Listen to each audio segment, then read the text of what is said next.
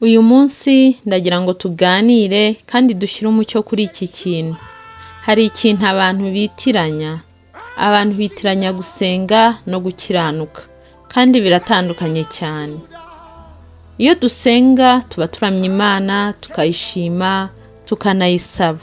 Ariko ibyo kugira ngo ubikore ni uko uyikiranukira. Ibintu rero biranga umuntu ukiranukira Imana ni uko aba agomba kuba akunda Imana, ayitinya, ayumvira kandi ayubaha. Ibyo iyo utabyujuje ndakubwiza ukuri ko amasengesho yawe Imana itayumva. Igitambo cy'umunyabyaha ni ikizira kuri Yahwa, ariko gusenga k'umukiranutsi kurayinezeza. Imigani 15:8. Inzira y'umunyabyaha ni ikizira kuri Yahwa, ariko akunda ukurikira gukiranuka. Imigani 15:9. Imana irashaka ko ubanza gukiranuka ukava mu byaha, kuko inzira y'umunyabyaha ni ikizira kuri Yahwa. Ufite umutima wo gukunda Imana, ujya gusenga buri ku cyumweru, wumva ukunze Imana n'umutima wawe wose, wakwibabaza ku bwayo. Ariko mu gihe utarava muri bya bibi byose, mu gihe utarava muri bya byaha bya kamere, muri wa mujinya, intonganya n'ibindi, mu gihe utagendera mu mategeko y'Imana, wibereye mu mwijima. Rero muri iki gihe gusenga byabaye nk'umuhango. Abantu barasengera mu byaha, barava mu byaha, barava kwica, kwiba, kuroga, kubeshyerana, amashyari, uburyarya, nta rukundo ndetse n'ibindi, bagakubita amavi hasi bakajya gusenga. Ese ayo masengesho yagera ku Mana koko? Ndetse n'abababonye baturiya muntu arakiranuka, ariko nta wabeshya Imana.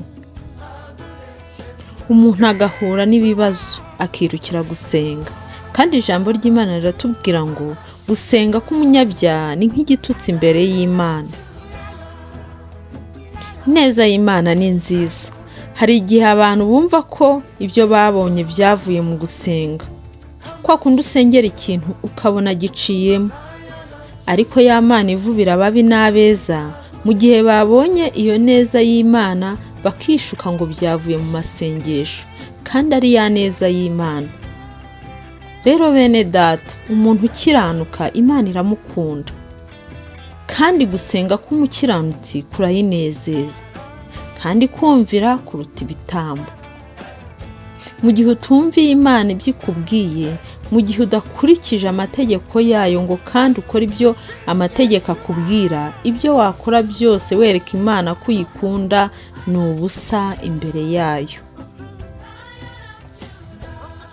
Dore ukuboko kwa Yahwa ntikwaheze ngo ananirwe gukiza, n'ugutwi kwe ntikwapfuye ngo ananirwe kumva. Ahubwo gukiranirwa kwanyu niko kwabatandukanije n'Imana yanyu, n'ibyaha byanyu nibyo biyitera kubima amaso ikanga no kumva.